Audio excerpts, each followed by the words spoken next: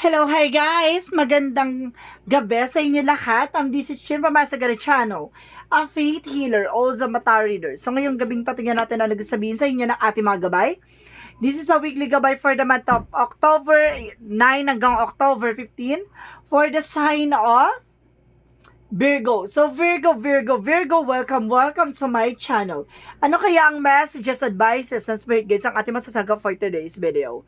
Kanino naman kayang energy or kaganapan sa buhay ng mga Virgo signs ang ating mahagilap? So guys, this reading is a general reading lamang, hindi lahat makaka-resonate. Kung hindi lamang po makaka-relate sa inyo, and comment down below kung kaninong energy ang ating nasagap. And of course, don't forget to like and subscribe my channel. And hit notification bell for more videos updates. Sa mga hindi pa po nakakapag-subscribe sa aking channel, please click yung subscribe button dyan sa baba for all bell para updated kayo sa mga videos na i-upload natin every time in every moment. So guys, maraming salamat sa walang sawang pagsuporta sa aking channel, lalo na hindi nag-i-skip ng ads. Naway pagpalain kayo ng may kapal at siksik digdig nag-uumapaw ang balik sa inyo. Just na ang bahala magbalik sa inyo niyan guys. So guys, umpisahan na natin ang laban.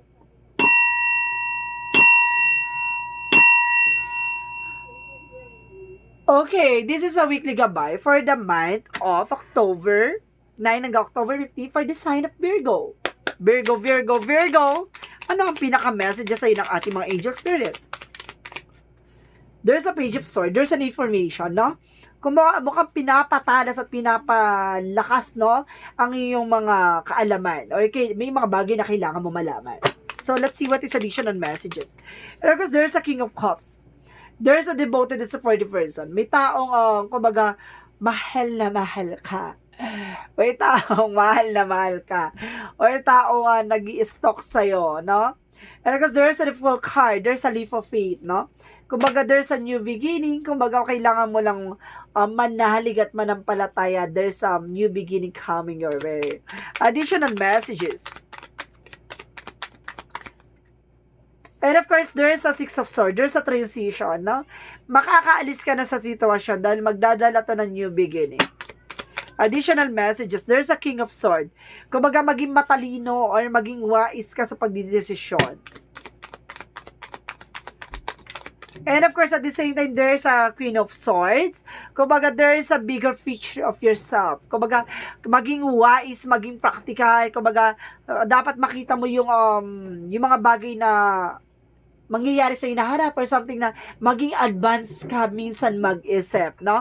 Kumbaga, kailangan mo yon, no? Para at least makatulong sa'yo para hindi ka mabudol or something. Yung visions mo yan into reality. Kumbaga, sinasabi kailangan maging aware ka din. So, what is the Page of Swords?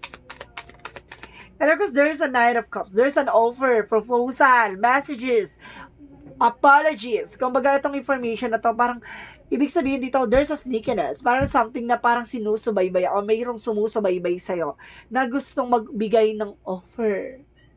There's an offer. Ganon. Because there's a King of Cups. What is the King of Cups? There's a Queen of Cups. Wow! There's a divine and feminine energy and masculine energy na nagre-reflect dito na parehas kayo ng emotions, no?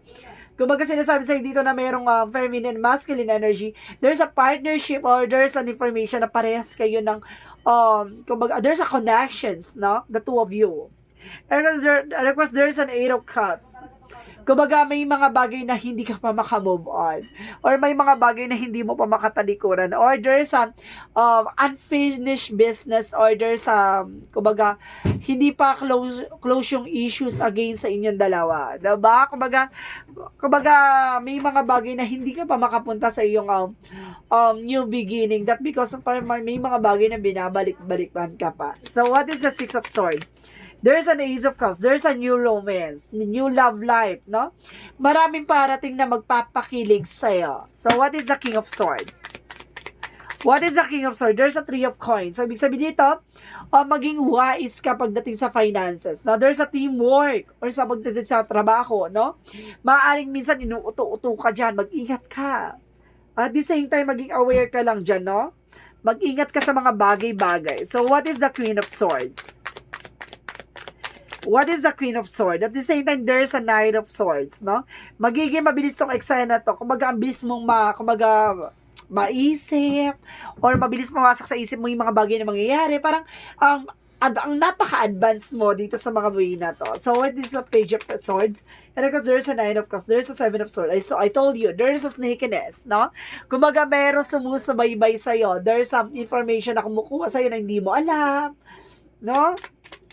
So, what is the King of Cups and the Queen of Cups? There's a justice. Magkakaroon kayo ng balance at justisya sa isa't isa. So, maaaring pinaglayo kayo ng tadhana or pinaglayo kayo ng mga tao sa paligid nyo.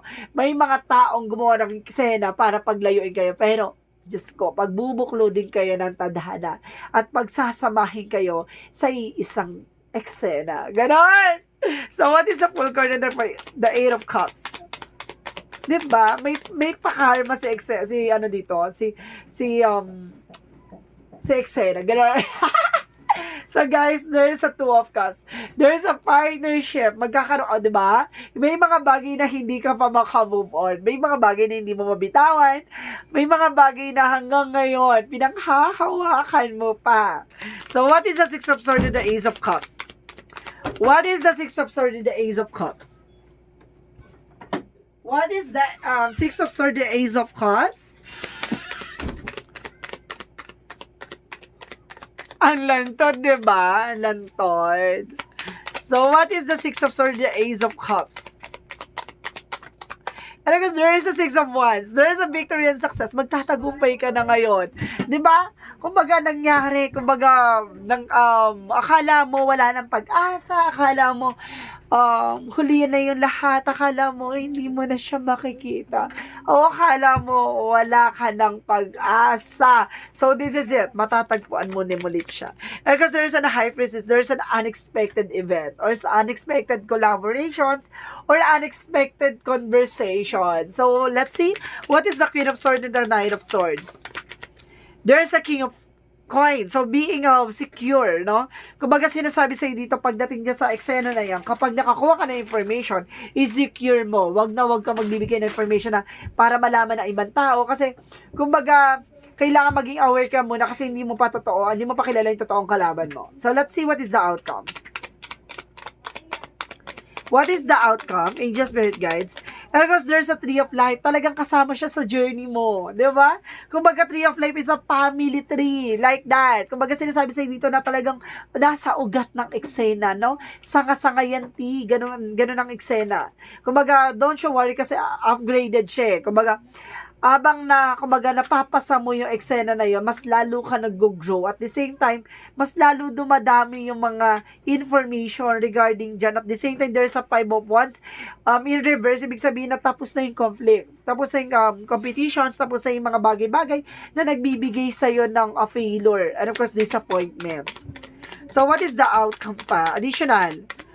And of course, sinasabi dito with the Magician, there's a God will, no? Kumbaga, God will provide and God knows everything, no? Kumbaga, plano ni God to, no? So, let's see what is the Love Oracle card.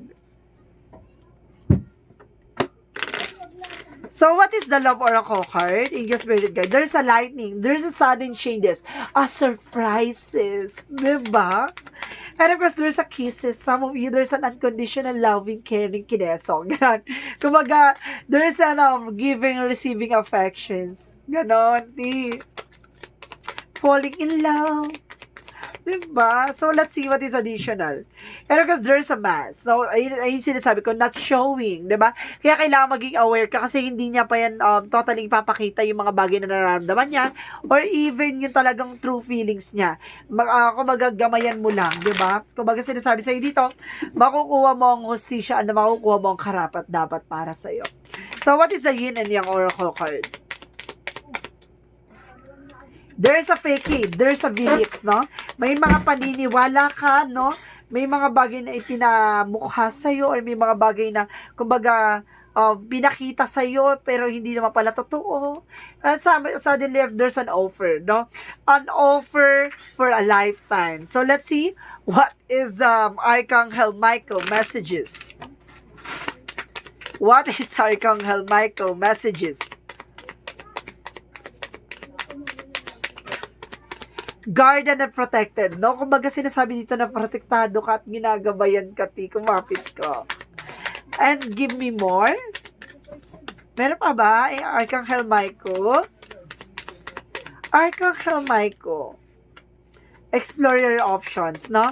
Kailangan palawakin mo pa yung mga bagay-bagay, kailangan, kumbaga, i-convince mo pa yung sarili mo, diba? Ganon. Kumbaga, dapat alam mo yung pasikot-sikot ng eksena, diba? Kumbaga, kailangan mong mag-canvas. So, what is additional messages? And there is a release, no? Transition. Magbabago tong eksena to at kailangan mong alisin yung mga bagay na nagbigay ng conflict sa inyo. Additional messages. And of course, there's an awareness. Oh, see, I told you, kailangan mo mag-ingat sa mga oportunidad and truth reveal. May ilalabas ang katotohanan. Diba? Mailalantad. So, let's see what is the additional messages. And of course, there is an infinite abundance, no? Kumbaga magkakaroon ka talaga ng walang hanggang kasaganahan, kumalma ka. So, what is additional messages pa? There's a service. Some of you, kumbaga, there's a public servant or something na nakakatulong ka sa kapwa mo. And because there's a fear. No? Alisin mo yung takot at pangamba mo. Yan yung nagsisilbing blockages mo. So, what is the energy? Energy is a magician in the mirror. See? There's a manifestation and a reflection. Kumbaga, kung ano man yung ginagawa mo, magre-reflect lang din sa'yo yan. So, ibig sabihin dito, maging aware ka sa mga bagay na minamanifest mo. So, what is additional messages? And of course, sinasabi dahil there's a yin and yang. Maging balanse ka. No? Maging balanse ka sa mga bagay-bagay. So, what is the Romance Angels?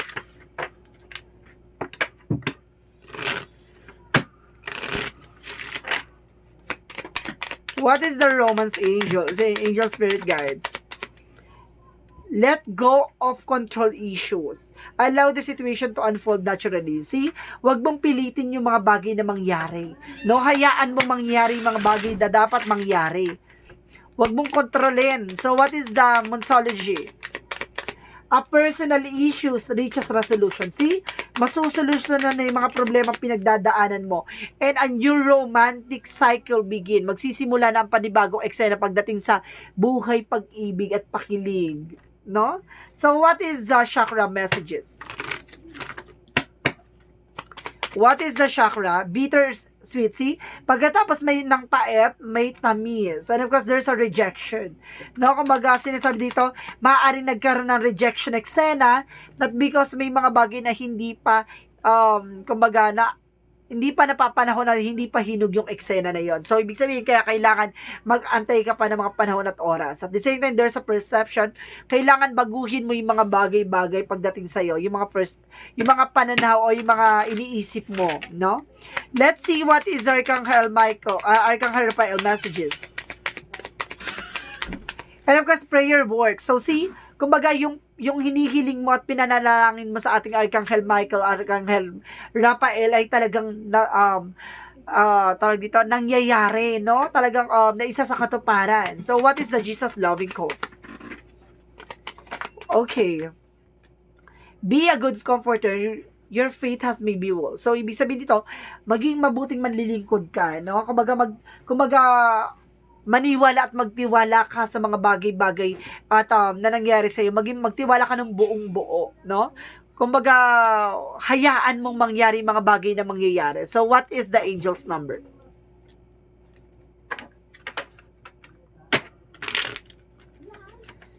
So, what is the angel's number? Angel Spirit Guides.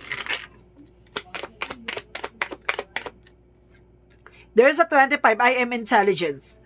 So, ibig sabihin dito, you have a great ability to take in and process information on both conscious and subconscious levels.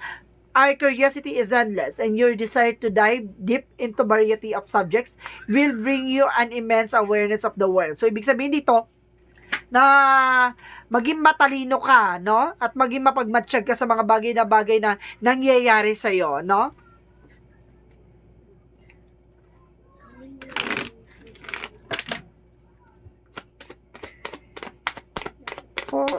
What is the messages of life? awareness. So, see? Sinasabi sa dito, mag-ingat ka.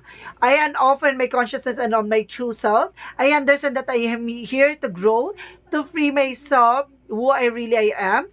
Today, I release illusions and the limitations of the material world in order to elevate my being towards the eternal life. I grow stronger and stronger as I explore the wonderful being that I am. See? Kumbaga, kung ano man yung nangyayari sa kaganapan sa buhay mo, aware ka, no? Para pinapalakas at pinapatibay ka dito sa mga bagay-bagay na nangyayari sa'yo. Kaya kailangan mo lang i-release yung mga illusions mo. Lalo-lalo na yung mga kahaka-haka mo, yung mga iniisip mo na wala namang katotohanan. So, ibig sabihin dito, kailangan mo palayain ng kaisipan mo, no? Sa mga negativity, sa mga bagay na alam mo na nagbibigay ng conflict sa'yo. So, guys, this reading is a weekly gabay for the month of October 9 hanggang October 15 for the sign of Virgo. Maraming salamat for your wonderful reading. This reading is a general reading lamang, hindi lahat makaka-resonate. Kung hindi lamang pa makaka-relate sa inyo, and comment down below kung kaninong energy ang ating nasagap. And of course, don't forget to like and subscribe my channel and hit notification bell for more videos update. And of course, maraming salamat sa walang sawa pagsuporta sa aking channel, lalo-lalo na hindi nag-skip ng ads. Naway pagpalain kayo ng may kapal. Just na bahala magbalik sa inyo yan. And of course, comment down below your full name, birthday, and of course, location nyo. Kung asan man kayo sulok ng mundo. Para sa susunod na reading natin, baka energy mo na ang masagap at mahagilap natin ng ating mga gabay. Maraming salamat and see you in the next video. Bye-bye and babush!